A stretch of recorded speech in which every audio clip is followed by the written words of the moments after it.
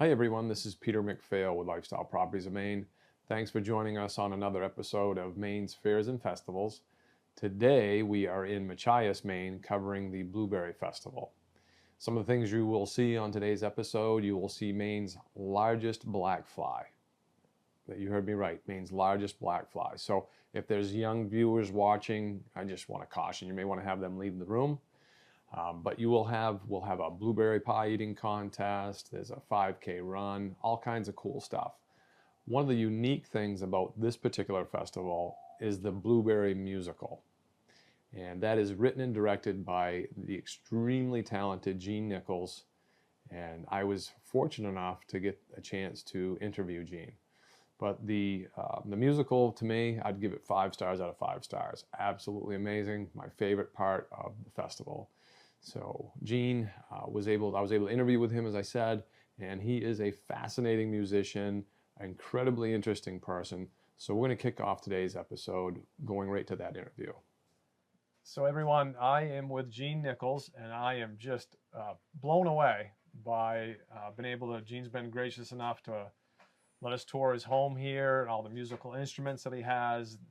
The most awesome record collection I've ever seen in my life. Down a few, but yeah, fun. Beautiful. So Gene is a musician, musical teacher, and the writer-director of the musical here at the Blueberry Festival. So Gene, how did you get started in music?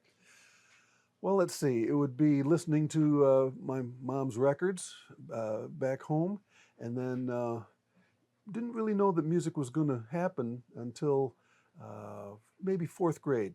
And then the guy came in and showed you the flutophones, and then that turned into the baritone horn, and I made a living in the circus on that for a while, and then taught myself drums to be in a garage band, and then ukulele to learn songs off of records to be in another garage band, and it's then music school, and it's gone on from there. The circus, yeah. The circus as well. Medicine show. Yeah. That's very interesting. So the musical itself, how many years roughly have you been writing, directing the musical here?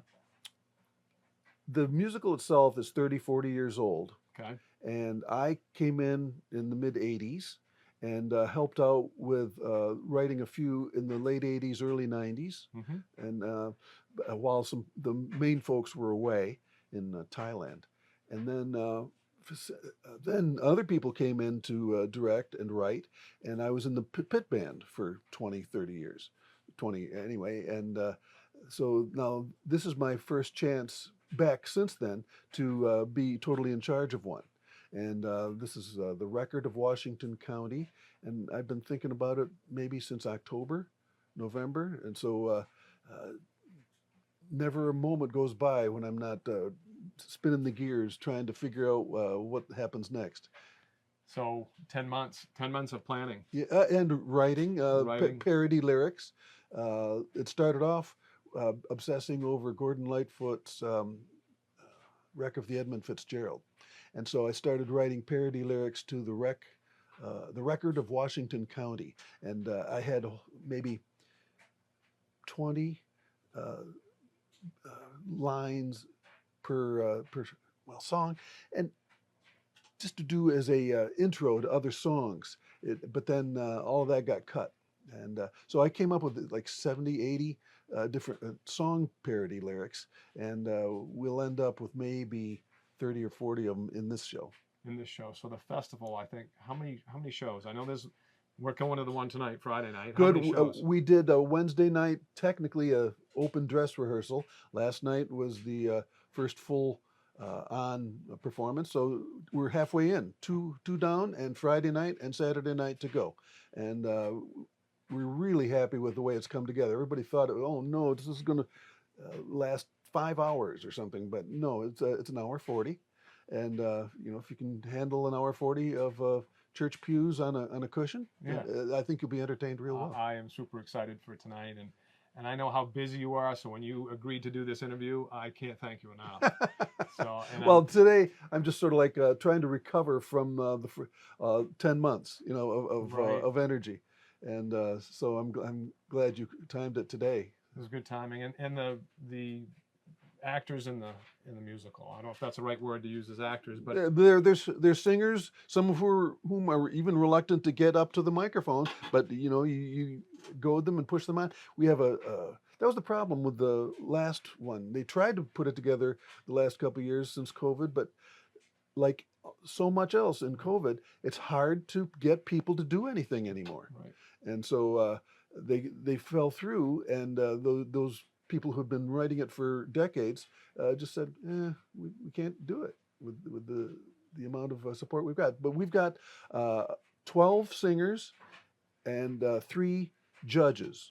So there's no plot except for it's set up as a audition process for the musical. We've been off the boards for a while, so we thought we'd better audition people for the show. So the show is sort of like a meta deal where it's you're watching the auditions or a rehearsal or something like that, and it allows people, because there's so much material. There's over 40 cues that. There's so much material that they couldn't memorize it all. Maybe there's solos and stuff, but you'll see people with cheat sheets, and I've got cheat sheets on the pews that the audience can't see, on the front of the pews. So there's 3 judges, and the judges are just sort of like dour, and they don't want to. They're not enjoying themselves at all until one of the Deus ex machina things that always happens in the Blueberry musical is the little kids. My daughters were the original group of Blueberry Fairies. They were originally 2 or maybe of the 5 or 6.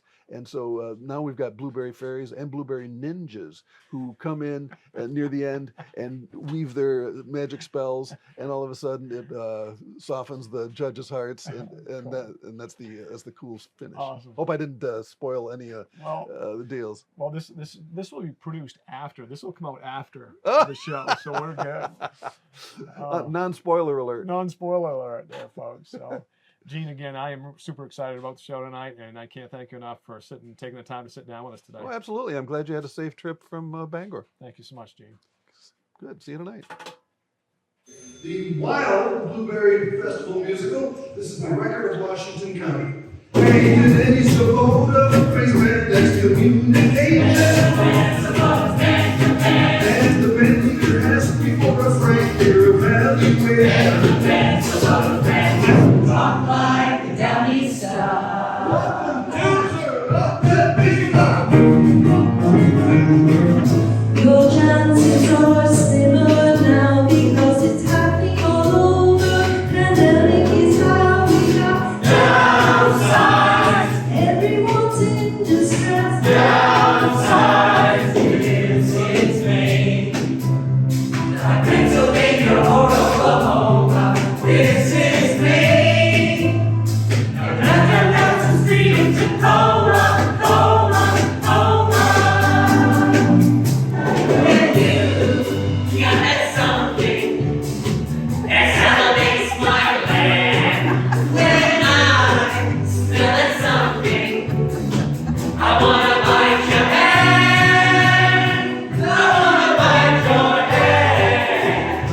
It's good to be back and to pick up the slack and continue our down East Maine.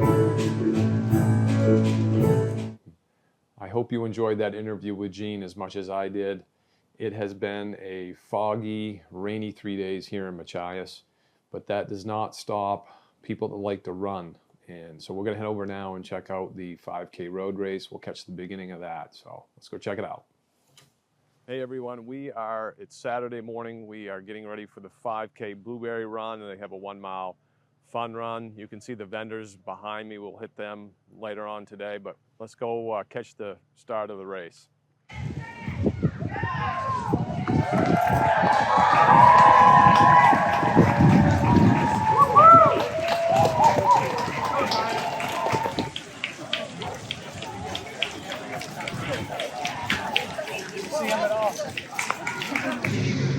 Now we caught the beginning of the race, we're going to head over to the pancake breakfast and get something to eat. We are at the Machias Valley Airport, and that's where they hold the pancake breakfast. So if you have your pilot's license, you could always fly in and grab some pancakes next festival. Foggy today though, so not going to happen today. All right guys, now that I am stuffed full of blueberry pancakes, Let's head over and talk to Dwight. He is the founder of the festival. Let's go talk to Dwight. Hey everyone, I am here with Dwight Whitney Jr. And Dwight is the founder of the festival. And the rumor has it you weren't even out of high school when you came up with the idea. No, I was, well, it actually started my senior year. My uncle and I went to Florida to visit some of his relatives, and we went to the Gainesville area in February of '75 for a strawberry festival. And then later that winter, shortly afterwards, the church got together and we were having a meeting on how we could involve the community in an event. And we threw out things like, cabin fever, all these things that really didn't click. And I thought of the Strawberry Festival and said, let's do a Blueberry Festival. After all, Washington County is the Blueberry Festival of the world. It's the capital. And from there it went. Excellent. So in the beginning days, so the first year or 2 or 3, what did the festival look like as far as what were the events, how many days? Well, the first festival was in 1976, and it basically was, we rented a few spaces for a rummage sale. People could come in, set up tables, do their rummage sale thing. We did have the blueberry pancake breakfast. We had the fish fry and the bean supper. And the musical started in 1980, a few years later, with 3 women from the church, wrote and produced it, and then it evolved from there. The Blueberry Run came along, I'm not quite sure when, but that was a Whitneyville to Machias run, actually. Oh, wow. And later changed into the Marshfield Ridge because I think it was a little more rugged of a course, and the avid runners liked that much better. Yeah. So I definitely caught the pancake breakfast this morning. Didn't miss that. The musical comedy, that was phenomenal. Yep. Went to that last night. I highly recommend that. I mean, that is just amazing to see the local talent come together. What's your favorite part of the festival? My biggest thrill is when I come over College Hill on usually Friday night and see everything going on down in town, all the tents set up, the people arriving, the community involved, the businesses. That's my biggest thrill. My favorite things are obviously the musical, and just all the other happenings that are going on. Have you ever been in the pie eating contest? No. No. My grandson, who's 7, is going to put his name in this year to try it. Let's hope. Let's hope he gets in that. Will he win if he gets in, do you think? I don't know. He possibly could do it. I'll be giving him a few hints. Excellent. Dwight, thank you so much. Thank you very much, Appreciate you. Peter. Thank you. The vendors here, there's some really, really talented vendors. And Willowberry Workshop, they have wooden cribbage boards, wooden lake maps, wooden, obviously, cutting boards. So you have to check them out. Then there's Moonglow Lavender, and they had some really cool lavender products, from soaps and other bath products to different flavored teas. So we actually had a chance to stop and talk to the owners of Gray J Mapleworks, Jeremy and Donna. So let's cut to that interview right now. Hey everyone, I'm here with Jeremy and Donna of Gray J Mapleworks. And hey guys, thanks for taking the time out of your schedule to talk with me. Sure, thank you. So real quickly, how did you come up with the name again for your company? So the Gray Jay is it's a Canadian jay. It's in our area it's referred to as the soul of dead woodsman, which both our grandparents are dead woodsmen, who we also learned to make maple syrup from. So we named it in kind of a tribute. Yeah. You know what really caught my eye when I was coming by was the maple infused syrups that you have. Yep. So can you talk about that a little bit, Donna? Sure. We do 3 different flavor infusions. We use organic Ceylon cinnamon sticks, also organic Madagascar bourbon vanilla beans, and organic coffee beans from Carabasic Coffee over in Kingfield. And we put those in the bottles, add the hot syrup when we're bottling, cap it, and then let it sit for about a month. Let the flavors infuse into the maple, and we're left with a really great tasting product. Lots of different uses for those. Excellent. So the one that really caught my eye is what you said, the coffee bean one, to put that over like a vanilla ice cream. Yes, absolutely. That sounds phenomenal. Yes. I mean, obviously, maple syrup, we can use it for everything. Put it in your smoothies, put it on pancakes, you name it. Absolutely. I love the flavors in the iced coffee as well. Iced coffee as Yes. well. So where can people find, I mean, you're at the festivals, but where can they find you? So we have a website. We're at grayjmaple.com. And also we're in multiple different health food stores around the state. You can get our syrup in some restaurants, but down in Freeport, Royal River, Natural Foods, all the way up to Harvest Time in Augusta, Berries General in West Forks if you're up there in Raft Country. Excellent. Yes. How many years you guys been doing this? This coming production season will be our 8th production season. 8th production season. Commercially. Okay. Yes. Wonderful. And we were a couple years prior to that getting ready to make syrup. To it. All right, this is fantastic. So I am certainly going to go with the vanilla bean. That's what I'm All going right, with, okay? perfect. Yes, absolutely. Thanks a lot, guys. Thank you. you. All right, guys, so we're going through the vendors here, and we found the state's largest black fly here at near one of the vendors' booth. All right, guys, now that we've seen the vendors and the largest black fly in the state of Maine, we're going to go check out the blueberry pie eating contest. Hopefully Dwight's grandson will be in it. All know the rules, right? Contestants, when you get up here, you know the rules. You cannot start eating until we say go, right? Also, as soon as we say the last number, when we count down 10, 9, 8, 7, 6, 5, 4, 3, 2, 1, then you're done, right? When we say what, you're done. When it's 0, when the buzzer goes off, you're done. Your hands have to be behind your back. You can't touch the pie.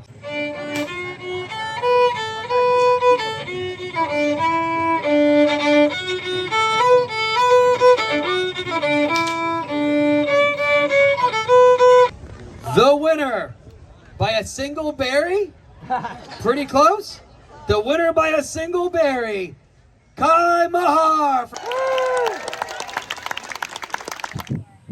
Hey guys, now that we've seen some mass consumption of blueberries at the blueberry pie eating contest, we've actually driven over to Welchs Farms. We're going to take a tour of the blueberry, their farm, and just see where the blueberries come from now that you've just seen them get eaten in a pie. So come along for the tour. We've actually been doing these tours for, I think, 20 years for the festival. One year I just went and knocked on their door and said, you're having a blueberry festival and nothing about blueberries, so I'd like to offer tours for everybody. So that's kind of how we got started. My name's Lisa Hanscom. My dad is the one that just drove through, Wayne Hanscom. A lot of people ask me if my last name and dad's last name is Hanscom, then why is it called Welchs Farm? It's named after my great-grandparents, Frank and Mary Welch. He actually is the one that cleared all the woods all the way to the ocean. Put in sheep. Sheep will eat everything but blueberry bushes. That's how we became blueberry growers. We didn't actually start commercially raking until probably the 1920s. He used to ship them on the train to Boston and then sold to a processor, Wyman's at the time. Our historical barn right there was built in the 1840s. It's a Western style, which is actually unique for this area. But these are our blueberry fields. Walking up, you'll notice that on the left was my prune here. Those are the green bushes. This is actually my crop. Now you're not seeing blueberries right where we're standing because we've raked them. We're gonna move in when we start raking so that you can actually see them. You do not walk through the berries. Trust me, this was drilled into my head, and if I did walk through them, I was in trouble. What you're going to do is you're going to, don't do this, right? Don't do this. You're going to keep it straight. And it's going to slide mostly on the ground, under the blueberries. And then you're going to use your wrist, bend, so your teeth come up, and then you're going to pull. Okay? So what you're going to do, and this is a little harder because they're You've done that a few. So now that you've seen a blueberry farm, I will tell you, my brothers and I, we raked blueberries when we were kids to earn money for school clothes. And it is hard work. So we appreciate what those farmers do for us to bring us those delicious fruit. So if you've never been to the Wild Blueberry Festival, you need to come check this out. You got some great music, you've got a blueberry pie eating contest, great food in general here on the coast. And you do need to check it out. The Blueberry Musical, must see. So thanks for joining me today. This has been Peter McPhail with Lifestyle Properties of Maine. Hope to see you again real soon at the next festival.